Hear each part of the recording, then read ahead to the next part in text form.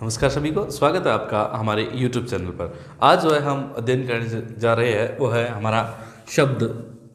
और शब्द के अंतर्गत हमारा जो आज शिक्षण बिंदु रहेगा वो रहेगा व्युत्पत्ति के आधार पर। किसके आधार पर? व्युत्पत्ति के आधार पर ना, व्युत्पत्ति के आधार पर शब्द के प्रकार। किसके आधार पर? व्युत्पत्ति के आधार पर, अथवा इसको कह सकते हैं कि रचना के आधार पर। किसके आधार पर? रचना के आधार पर या संरचना या बनावट के आधार पर, है ना। किस प्रकार से शब्दों की बनावट होती है उस आधार पर शब्द के प्रकार कौन से होते हैं, इसके बारे में आज हम चर्चा करेंगे। तो इसके अंतर्गत जो है इसके 3 भाग होते हैं। कितने भाग होते हैं? 3 भाग। पहला जो भाग होता है वो ये होता है कि रूढ़ शब्द। कौन सा शब्द? रूढ़। ऐसे शब्द जो पुराने समय से हमारी भाषा में जो है बस गए हैं और वो भाषा में मतलब इतने रूढ़ हो गए, यानी उनका जो प्रयोग है वो हम हमेशा से करते आ रहे हैं। दूसरे है यौगिक शब्द, यानी कि जो किन्हीं शब्दों के मिलने से, 2 या 2 से अधिक शब्दों के मिलने से इनका निर्माण होता है। और तीसरे जो है वो है योग रूढ़ शब्द। कैसे होते हैं और इनके बारे में चर्चा करें तो जैसे सबसे पहला जो है रूढ़ शब्द। पहला कौन सा है? रूढ़ शब्द। रूढ़ शब्द की चर्चा करें तो यदि वे शब्द जो लंबे समय से चले आ रहे हैं, जिनको जो है जिनका प्रयोग काफी समय से जो है हमारी भाषा के अंतर्गत किया जा रहा है और वो आज तक जो है जिनका निश्चित अर्थ होता है ना, यानी कि वे शब्द जो हमारी भाषा में काफी समय से चले आ रहे हैं, जो शब्द हमारी भाषा में काफी समय से चले आ रहे हैं और इनका क्या होता है? काफी समय से चले आ रहे हैं और इनका निश्चित अर्थ होता है। इनका क्या होता है? निश्चित अर्थ होता है। इनका निश्चित अर्थ होता है तथा इनका एक निश्चित अर्थ होता है। इनका क्या होता है? तथा इनका निश्चित अर्थ होता है, यानी कि ये कोई ना कोई निश्चित अर्थ देंगे। क्या देंगे? कोई ना कोई निश्चित अर्थ देंगे। निश्चित अर्थ होता है, यानी कि ऐसे शब्द जिनके अंदर कोई भी संधि, समास या उपसर्ग या प्रत्यय कुछ नहीं होंगे, यह जो है एक निश्चित अर्थ देने वाले होते हैं। कैसे होते हैं? निश्चित अर्थ देने वाले। रूढ़ यानी जो पुराने समय से चला आ रहा है और वो हमारी परंपरा का हिस्सा बन जाते हैं, यानी उसको जो है हम हमेशा से अपनाने लग जाते हैं ना। जैसे आपने एक कहानी सुनी होगी कि एक महात्मा जी थे जो कि जब आश्रम में वो जैसे पूजा पाठ करते थे तो उनके आश्रम में एक बिल्ली पाली हुई थी और वो जो बिल्ली है वो उनको परेशान करती थी। तो उनकी परंपरा बन चुकी थी, जैसे ही महात्मा जी पूजा पाठ के लिए बैठते थे तो उस बिल्ली को जो है वो बांध दिया जाता था। तो यह जो है परंपरा चलती जा रही थी और एक ऐसा समय आया कि महात्मा जी भी स्वर्ग सिधार गए और बिल्ली भी गुजर गई।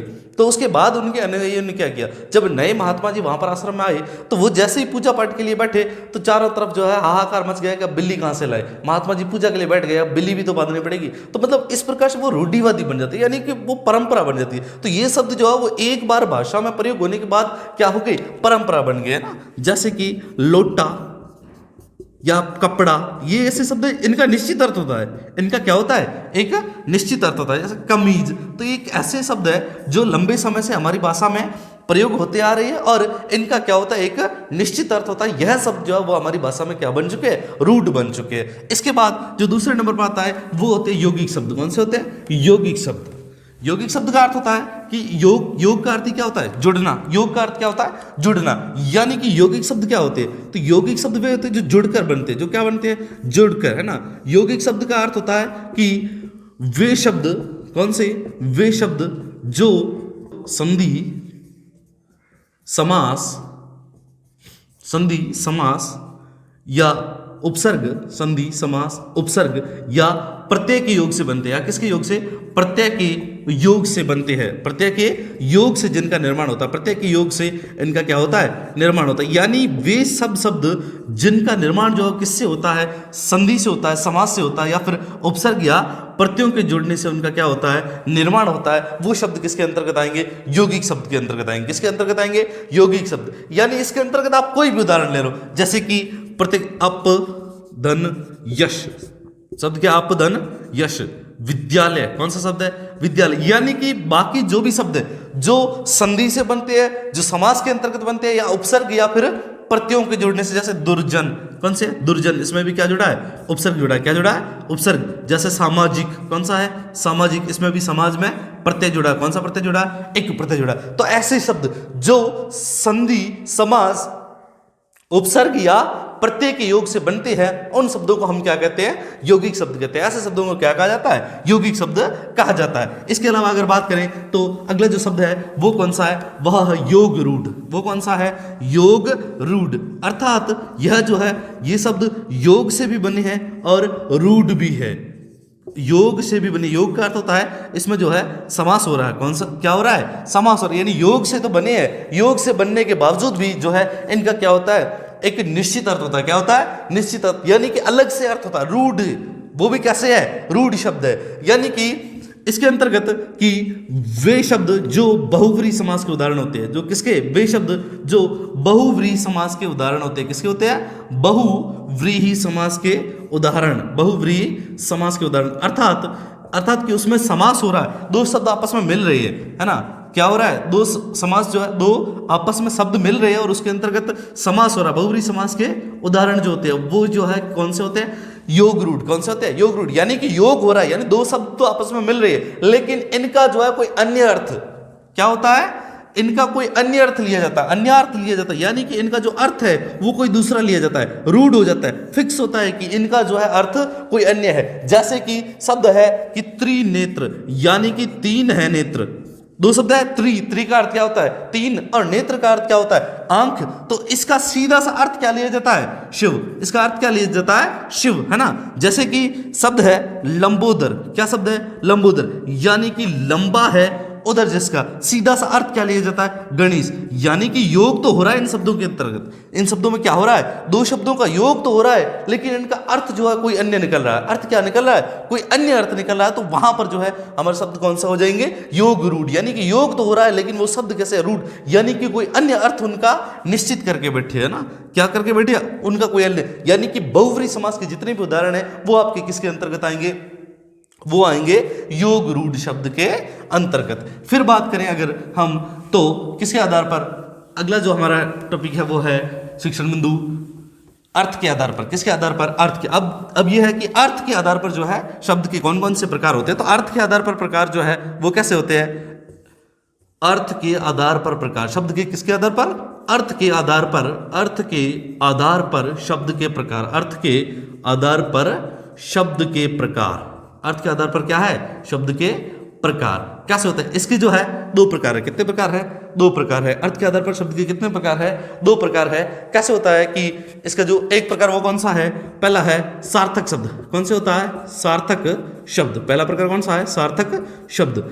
सार्थक शब्द के अंतर्गत यानी वो अर्थ जिनका कुछ न कुछ अर्थ निकलता हो ना। सार्थक शब्द किससे बना, सार्थक, स यानी सहित, स यानी सहित, अर्थ सहित, यानी ऐसा शब्द जो अर्थ सहित हो, यानी जिसके साथ अर्थ हो। ऐसा नहीं कि जैसे कोई शब्द लिख दिया और उसका कोई अर्थ ही नहीं है, ऐसा नहीं होना चाहिए ना। तो सार्थक का अर्थ होता है कि वे शब्द, है ना, वे शब्द जिनका कोई ना कोई अर्थ निकलता हो, वे शब्द जिनका कोई स्वतंत्र अर्थ निकलता हो, ऐसे शब्द जिनका कोई स्वतंत्र अर्थ निकलता हो ना, यानी वो किसी दूसरे के ऊपर निर्भर नहीं है, इनका स्वयं का जो है स्वतंत्र अर्थ होता हो, है ना। वे शब्द जिनका कोई ना कोई स्वतंत्र अर्थ होता है उनको क्या कहते हैं, सार्थक शब्द कहते हैं। कौन से कहते हैं, सार्थक शब्द। अब सार्थक शब्द कौन से होते हैं इसके बारे में चर्चा करेंगे। यानी दूसरे के बारे में अगर हम बात करें, दूसरा जो होता है प्रकार वो कौन सा होता है, निरर्थक शब्द। कौन सा होता है, निरर्थक शब्द।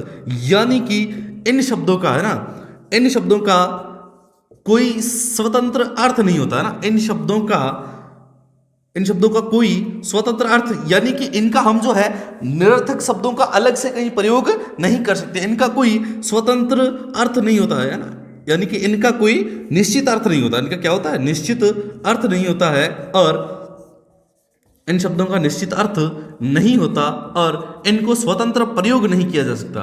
इनको क्या नहीं किया जा सकता, स्वतंत्र प्रयोग नहीं हो सकते। यानी कि यह जो है ये अलग से ये शब्द स्वतंत्र प्रयोग नहीं हो सकते। यानी हम चाहें कि इनको अलग से प्रयोग कर सकें तो इनका अलग से कोई प्रयोग नहीं हो सकता, तो स्वतंत्र प्रयोग नहीं होगा। कौन से शब्दों का, निरर्थक शब्दों का। कौन सा शब्दों का, निरर्थक। जैसे कि बात करें इनके बारे में तो क्या होता है, जैसे मैंने लिखा चाय। चाय तो आपको पता है एक सार्थक शब्द है। चाय क्या है, एक सार्थक शब्द है। जैसे हम कोई घर पे आता है तो उसको कहते हैं कि चाय वाय पियोगी क्या, चाय वाय पियोगी। तो यहां पर ये जो वाय है ना, निरर्थक शब्द जो होते हैं वो अधिकतर किसमें होते हैं, निरर्थक शब्दों का अर्थ होता है कि उन शब्दों में क्या होता है, जो सार्थक शब्द है उसके प्रथम वर्ण की जगह व आ जाएगा। उसके प्रथम वर्ण की जगह क्या आ जाएगा, व आ जाएगा। जैसे कि हम किसी को कह देते हैं कि पानी वानी पियोगे क्या, कोई घर पे आते हैं तो उनको क्या कहते हैं, पानी वानी पियोगे क्या, तो मतलब पानी।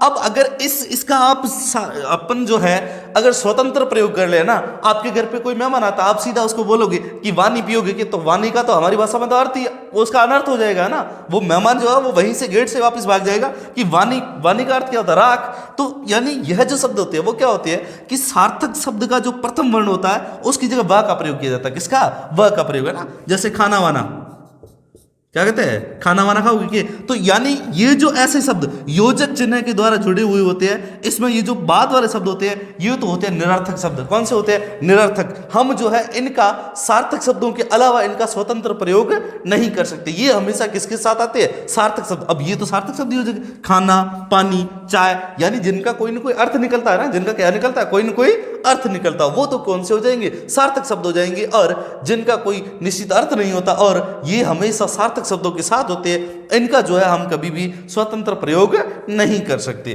फिर इसके बाद अगर शब्द के अगले प्रकार के बारे में चर्चा करें तो वो है विकार के आधार पर। किसके आधार पर, विकार के आधार पर। विकार के आधार पर कौन कौन से शब्द के प्रकार होते हैं, हमारा जो अगला शिक्षण बिंदु है वो है विकार के आधार पर शब्द के प्रकार। किसके आधार पर, विकार। विकार का अर्थ क्या होता है, रूप परिवर्तन। विकार यानी रूप परिवर्तन। तो विकार के आधार पर शब्द के प्रकार। किसके आधार पर, विकार के आधार पर। इसके आधार पर भी शब्द के जो है कितने प्रकार होते हैं, दो प्रकार होते हैं। कितने प्रकार होते हैं, दो प्रकार। कौन कौन से होते हैं, पहला तो जो होता है वो होता है विकारी शब्द। कौन सा होता है, विकारी। यानी कि विकारी शब्द कौन से होते हैं कि वे शब्द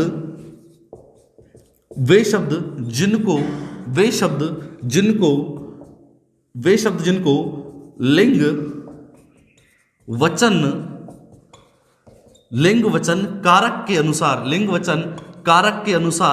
परिवर्तित किया जा सकता है। क्या किया जा सकता है, लिंग वचन कारक के अनुसार परिवर्तित किया जा सकता है। क्या किया जा सकता है, परिवर्तित। यानी कि उनको हम बदल सकते हैं ना, परिवर्तित किया जा सकता है। वो क्या कहलाते हैं, जिनको परिवर्तित किया जा सकता है वह कहलाएंगे, क्या कहलाएंगे, विकारी शब्द। क्या कहलाएंगे, विकारी। यानी कि ऐसे शब्दों को हम वाक्य में लिंग वचन या कारक के अनुसार क्या कर सकते हैं, बदल सकते हैं। उनको क्या कर सकते हैं, बदल सकते हैं। जो शब्द बदल सकते हैं वो तो कहलाएंगे कौन से, विकारी शब्द कहलाएंगे। कौन से कहलाएंगे, विकारी कहलाएंगे। जैसे इसके अंतर्गत वो सभी शब्द आते हैं, कौन से आते हैं, संज्ञा के सारे उदाहरण है ना। संज्ञा शब्द, सर्वनाम शब्द, संज्ञा, सर्वनाम, विशेषण, संज्ञा, सर्वनाम, विशेषण और क्रिया। ये शब्द जो है ये सारे के सारे शब्द किसके अंतर्गत आएंगे, इनको हम विकारी शब्दों के अंतर्गत पढ़ेंगे। किसके अंतर्गत पढ़ेंगे, विकारी शब्दों के। हमारा जो अगला जो शिक्षण बिंदु होगा वो इसी के आधार पर होगा कि विकारी शब्द कौन से हैं। तो विकारी शब्द में संज्ञा, सर्वनाम, विशेषण और क्रिया के बारे में हम आगे चर्चा करेंगे। यानी कि जिनको हम क्या कर सकते हैं, वाक्य के अंतर्गत जिनको परिवर्तित कर सकते हैं, उनको लिंग के आधार पर परिवर्तित कर सकते हैं, वचन के आधार पर या फिर कारक के आधार पर हम इनको कहीं ना कहीं परिवर्तित कर सकते हैं। परिवर्तित कैसे कर सकते हैं, ये जैसे हम आगे शिक्षण बिंदु इनका अध्ययन करेंगे तब ये जो है आसानी से हम समझ सकते हैं। दूसरा जो बिंदु है वो कौन सा है, अविकारी शब्द। कौन सा है, अविकारी शब्द। यानी कि जिनमें कोई विकार नहीं आ सकता। जिनमें क्या नहीं आ सकता, कोई भी विकार नहीं आ सकता। विकार का अर्थ क्या होता है, परिवर्तन। विकार का अर्थ क्या होता है, परिवर्तन। यानी कि वे शब्द बिल्कुल उसका उल्टा, जो पहले लिखा था उसका उल्टा। वे शब्द जो लिंग वचन कारक के अनुसार बदल नहीं सकते। लिंग वचन काल कारक के अनुसार जिनको परिवर्तित नहीं किया सकता, कारक के अनुसार परिवर्तित नहीं हो सकते। क्या नहीं हो सकते, परिवर्तित नहीं हो सकते। यह जो है बिल्कुल विकारी का उल्टा हो जाएगा कि उनको तो परिवर्तित किया जा सकता है लेकिन ये जो है इनके अनुसार परिवर्तित नहीं होते। यानी कि इनको किन्हीं के अनुसार भी परिवर्तित नहीं होते हैं। यह जो है अपने मूल रूप में ये होते हैं। इनको क्या कहते हैं, अविकारी।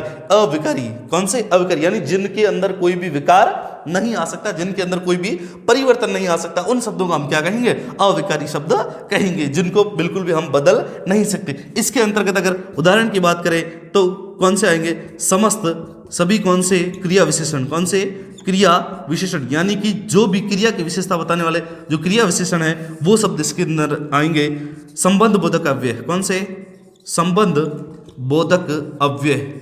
संबंध बोधक अव्यय, समुच्चय बोधक अव्यय। कौन से, समुच्चय बोधक अव्यय। संबंध बोधक अव्यय, समुच्चय बोधक अव्यय। या और बात करें तो विस्मयादि बोधक अव्यय कौन से? विस्मयादि बोधक अव्यय जो है, ये जो हम अव्यय का टॉपिक करेंगे उसके अंतर्गत यही आएंगे कि विस्मयादि बोधक अव्यय, यानी कि ये सब शब्द जो है वो कौन से है? ये है कौन से? अविकारी शब्द। कौन से है? अविकारी, यानी कि इनको हम जो है परिवर्तित नहीं कर सकते। इनको क्या नहीं कर सकते? हम कभी भी परिवर्तित नहीं कर सकते, है ना। जैसे एक सामान्य सा उदाहरण है, जैसे मैं कह दूं कि गाड़ी तेज चलती है। गाड़ी क्या चलती है? गाड़ी तेज चलती है। गाड़ी जो है वो चलती है, कैसे चलती है? तेज चलती है। अब यहां पर आपसे पूछा जाए कि जैसे मैंने यहां पर एक क्रिया विशेषण लिखा है, कौन सा लिखा है? क्रिया विशेषण। यहां पर क्रिया क्या हो रही है? चलने की क्रिया हो रही है। कौन सी हो रही है? चलने की क्रिया। तो यहां पर चलने की क्रिया की विशेषता बता रहा है तेज। कौन बता रहा है? तेज। अब मैं यहां पर आपसे कहूं कि यह तेज जो है ये क्या है? क्रिया विशेषण है। तेज क्या है? क्रिया विशेषण। अब मैं आपसे कहूं कि इसको किसी भी आधार पर आप जो है परिवर्तित करो, तो आप कैसे करोगे? यह जो परिवर्तित नहीं हो सकता है ना, कुछ माह से इसको हाँ ऐसे परिवर्तित कर सकते हैं। कैसे कर सकते हैं? कि गाड़ी तेजी से चलती है। ये तो काफी जनों के दिमाग में आ गया होगा, आया होगा ना। गाड़ी तेजी से, चेंज क्यों नहीं होगा? हम कर सकते हैं ना। गाड़ी तेजी से चलती है, यही किया ना आपने। बिल्कुल, गाड़ी तेजी से चलती है। तो आपकी जानकारी के लिए बता दें कि यह जो है, ये शब्द जो है, कारक चिन्ह जो है वो कभी भी क्रिया विशेषण के साथ नहीं आएगा। कहीं भी क्रिया विशेषण का प्रयोग हो रहा है तो उसके साथ कारक चिन्ह कभी नहीं आएगा। ऐसा वाक्य जो है वो क्या हो जाता है? अशुद्ध हो जाता है ना। तो आज हमने जो है शब्द के कुछ प्रकारों के बारे में चर्चा की। अगले वीडियो में हम आगे चर्चा करेंगे। धन्यवाद।